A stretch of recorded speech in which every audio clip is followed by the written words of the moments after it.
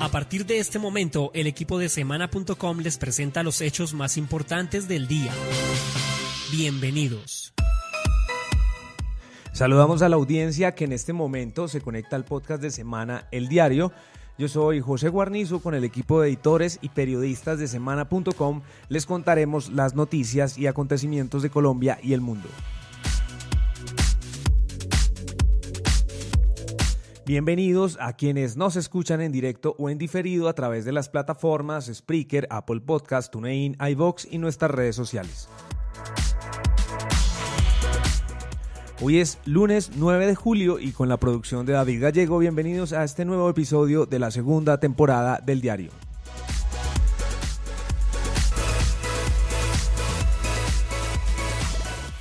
Bueno, abrimos este podcast preguntándonos si el cuerpo médico de la Selección Colombia, en el caso de la lesión de James Rodríguez, dijo toda la verdad o si mintieron. James, como todos lo recuerdan, no estuvo en el último juego de la Selección Colombia en el Mundial. El diario Marca, en su portal web, publicó el diagnóstico de la resonancia nuclear magnética que se le practicó al volante 10 de la selección, la cual dio como resultado un diagnóstico que no se conocía, un diagnóstico que había sido inédito. Pero para contar esta historia completa, vamos a escuchar primero cuáles fueron las declaraciones de José Néstor Pekerman antes del partido, ese decisivo partido contra Inglaterra, para empezar un poco con Santiago Nándar, aquí a hilar un poco cuál fue esa versión que se dio antes del partido de Inglaterra y si de verdad se dijo todo lo que se sabía de la lesión del volante. Profesor José Néstor Pekerman, ¿qué tal? ¿Cómo está? Fabio Poveda de Blue Radio. Profe, por supuesto que la pregunta obligada en este momento es por James Rodríguez. Queremos saber cómo está, si físicamente está apto para estar en el partido ante Inglaterra. Tuvimos la buena noticia del resultado de su prueba médica, de su resonancia que ya se difundió, de que no tiene ninguna rotura grave, ni grande ni grave, y que ha evolucionado mucho. Tenemos un día y medio aún para seguir todo lo concerniente a su mejor recuperación y como siempre esperamos que pueda en esto que queda poder estar.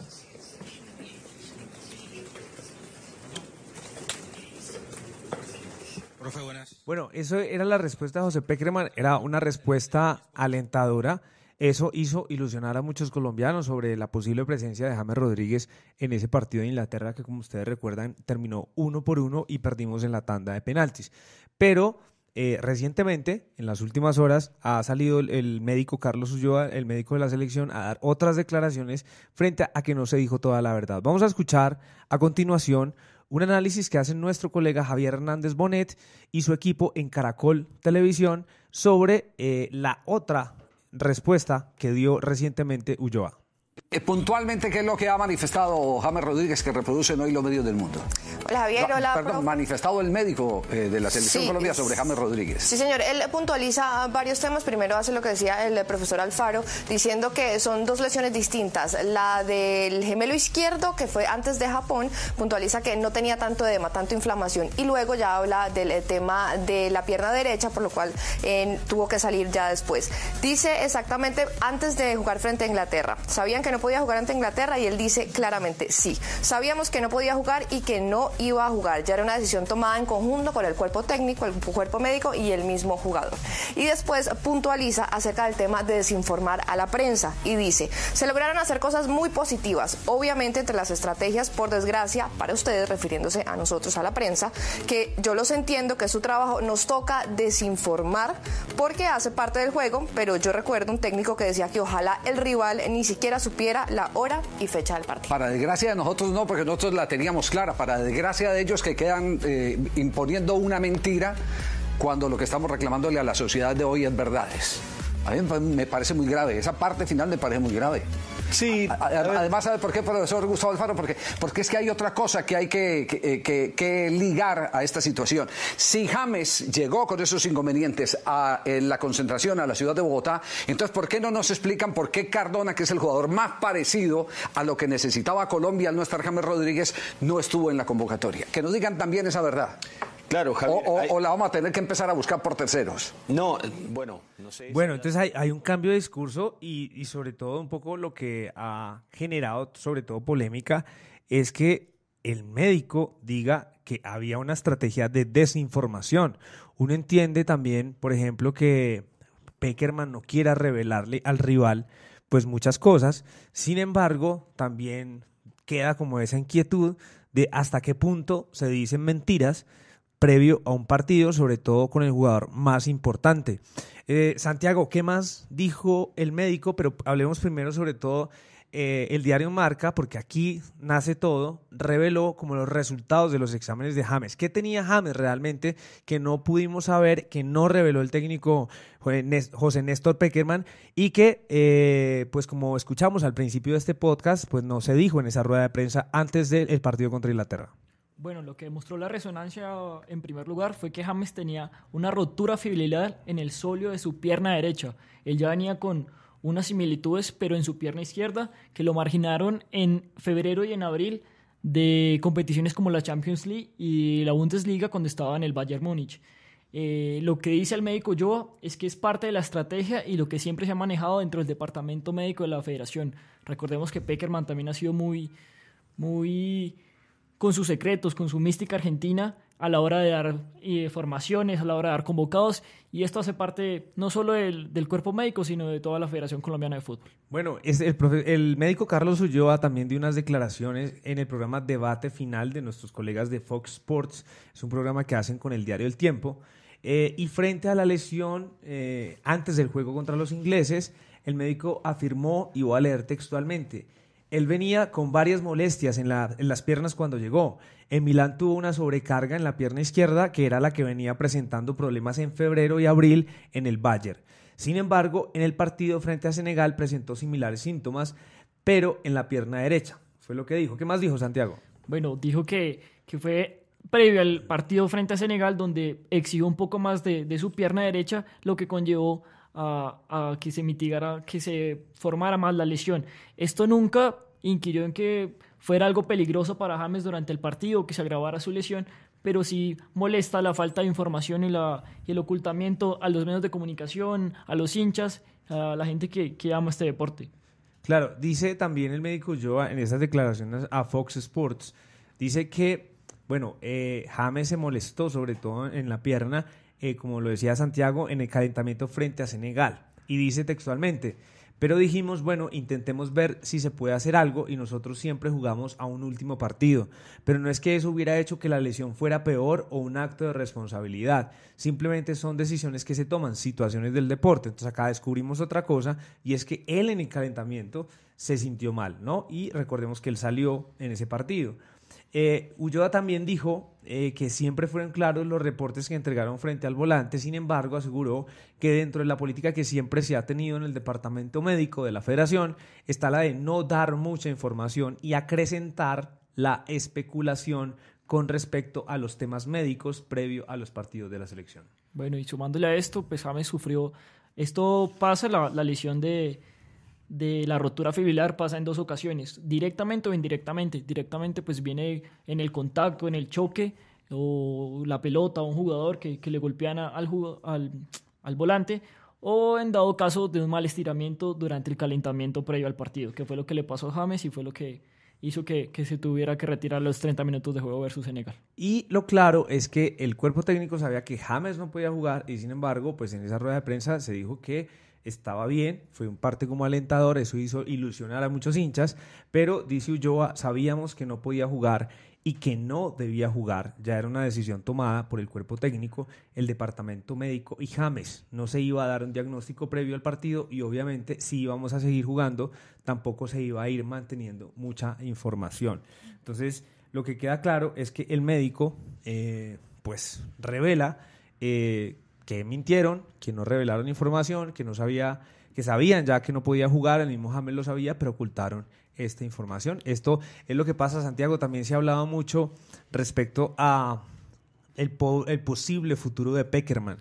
Sí, exactamente, José. Hoy en la mañana se reunió Jorge Sampaoli, actual director técnico de Argentina, con el presidente de la Asociación Argentina de Fútbol, el Chiqui Tapia, en la cual se iba a definir su futuro a lo que viene a la Copa América de Brasil 2019, y el Chiqui Tapia afirmó que Sampaoli seguirá en el cuerpo técnico durante un mes más, se va a hacer cargo de la selección sub-20 de su país y se mirará su rendimiento de acuerdo a lo que es esa selección. Depende cómo le vaya, ¿no? Depende cómo le vaya. El más opcionado para ocupar su cargo es José Néstor Pekerman. Sí, ya se está especulando que Pekerman eventualmente podría volver a la selección argentina, y pues ya vamos a ver qué sucede pues en estos meses en los que va a estar ahí Sampaoli dirigiendo las divisiones menores.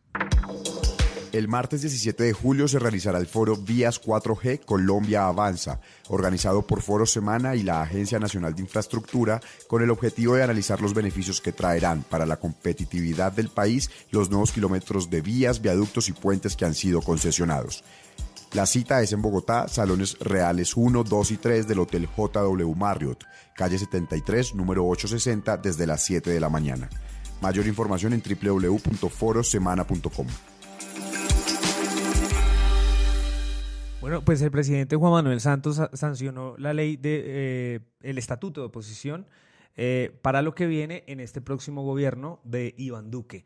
Cuéntenos, Astrid, de qué se trata, cuáles son como esos puntos que trae ese estatuto de oposición y cómo cambia la situación en el Congreso de cara a los parlamentarios que van a estar, bien sea con el gobierno, otros de manera independiente y otros que se declaran en oposición. Bueno, José, así es. De ahora en adelante la política, digamos que será diferente. La oposición tendrá más garantías. Esto es algo que se esperó por 27 años. Desde la Constitución de 1991, incluso durante todo este tiempo se intentó hacer una ley para la oposición 11 veces, pero pues como bien lo dijo Piedad Córdoba, los partidos tradicionales no ayudaban para que esto se diera y siempre fracasaban. Pero pues hace unos meses vimos que efectivamente el estatuto estaba listo, la Corte Constitucional lo revisó y lo declaró exequible, entonces por tanto pues ya el presidente lo sancionó y entrará a operar de aquí para adelante, es decir, el próximo Congreso que se posesiona el 20 de julio.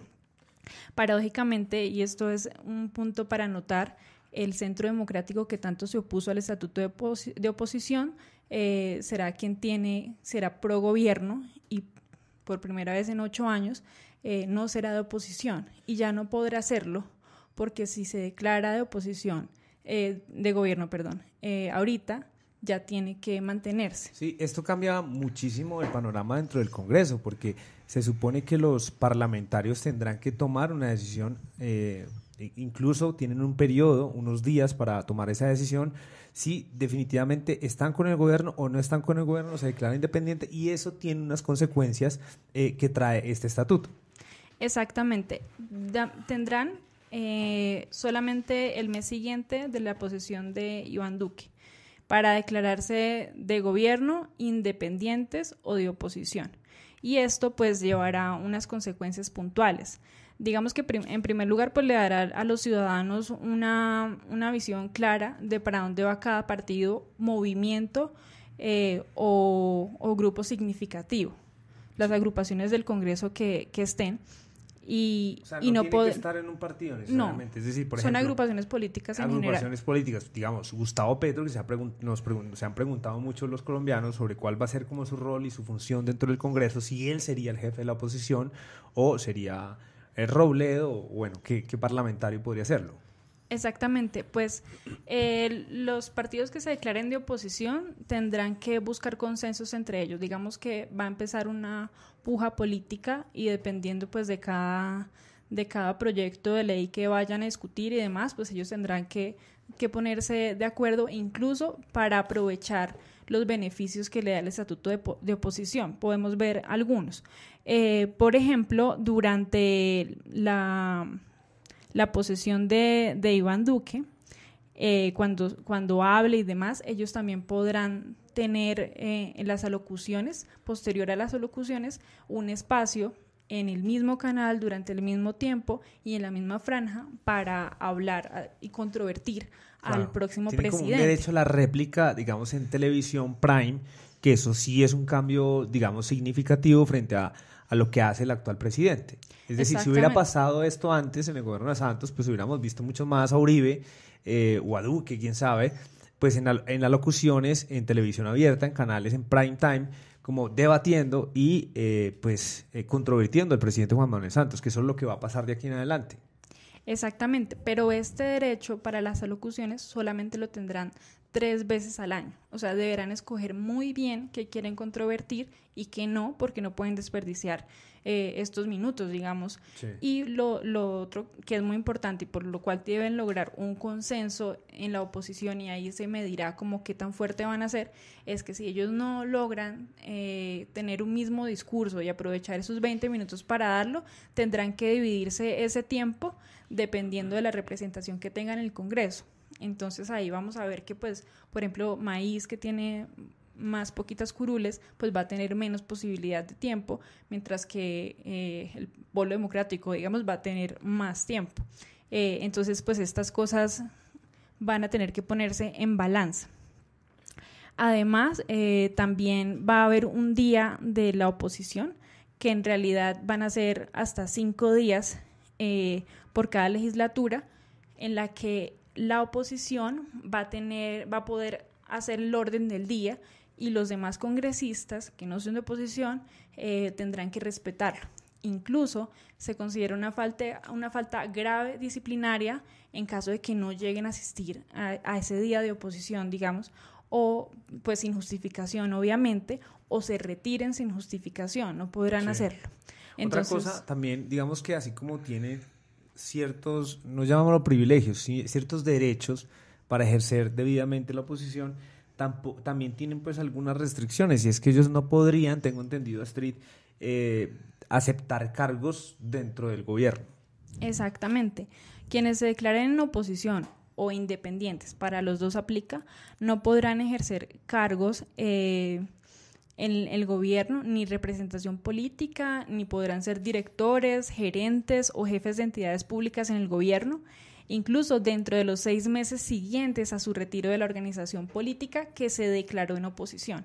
Y esto sí cambia mucho el panorama, pues porque no, digámoslo así coloquialmente, no se podrán voltear a mitad de camino. Ellos Exacto. Deberán seguir, no podrán hacerlo ni por un puesto ni por nada, porque no se los permite la ley. Claro, entonces, y eso que estamos muy acostumbrados, esto es muy importante porque estamos acostumbrados a que muchos congresistas dan muchísimas volteretas y al final la conclusión es que la política es dinámica. Exactamente, ya la política no será tan dinámica. No será tan dinámica, exacto. Sí. Y pues los cambios se verán exactamente en este próximo congreso, que además, pues lo han salido a decir los verdes, será uno de los más digamos, progresistas en el sentido de diversidad partidista que habrá. Pero pues recordemos que también ahora el progobierno lo tiene el Centro Democrático en cabeza, así no sea el presidente del Congreso, de Álvaro Uribe, y esto va a pesar. Vamos a ver ahí también a los liberales, pues al menos al equipo de liberales que encabeza o que dirige el expresidente César Gaviria. También los veríamos ahí, eventualmente a los de Cambio Radical. Sí, exactamente. Incluso la U también se espera pues que esté con el gobierno. Entonces, digamos que un poco la unidad nacional también iría a apoyar a Duque, por lo menos hasta lo que se sabe. Y en la oposición seguramente va a estar Decentes. Sí, la lista de Decentes que va a dirigir Petro. Pero pues ahí está la puja, porque recordemos que entre Petro y Jorge Enrique Robledo hay muchas diferencias. Hay muchas diferencias ya de años. Y que se acrecentaron terriblemente en la segunda vuelta presidencial, cuando Jorge Enrique Robledo tomó la decisión de votar en blanco y no apoyar la candidatura de Gustavo Petro. Exacto. Y en una entrevista que dio ayer a María Isabel Rueda, Jorge Robledo dijo que Petro no iba a ser el jefe de la oposición. O sea, esto va para largo y se va a dar una dura pelea en el Congreso, pero ellos tienen que pensar en que si no logran un consenso y no son tantos, entonces si no logran hacer un contrapeso, pues el gobierno, digamos como los pro-gobiernos, se van a llevar todo de ganar. Va a ser interesante qué tanto son capaces de unirse para hacer una oposición, digamos, más armónica y no cada uno por su lado, porque seguramente Petro también va a reclamar la legitimidad que le dan 8 millones de votos que sacó en la segunda vuelta presidencial. Sí, pero pues como de todas maneras, y Petro es el primer beneficiado de este estatuto de oposición, que es el que dice que el segundo con mayoría de votos después del ganador, pues tiene una silla en el Congreso, en la Asamblea o en el Consejo, dependiendo como del nivel en el que esté en la organización pública. Entonces, pues él es el primer beneficiado. Incluso hoy emitió un comunicado por el estatuto de oposición. O sea, él así lo dijo al perder, él iba a ser el opositor número 1.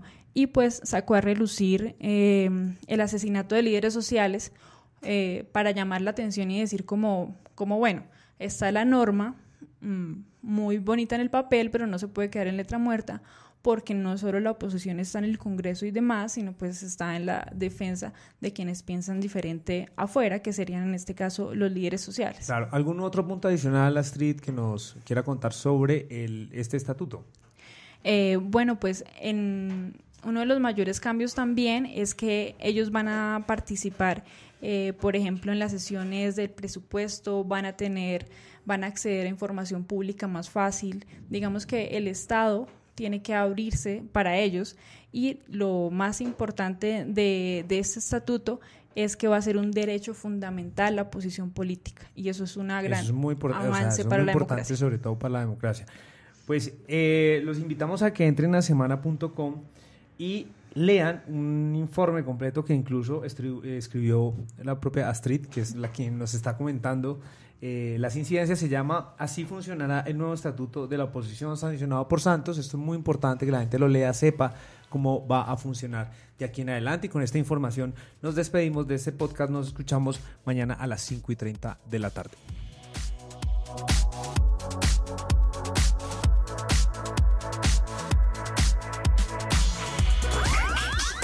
Escucha este podcast en vivo o descárguelo a través de las plataformas Spreaker, Apple Podcast, TuneIn y iVoox.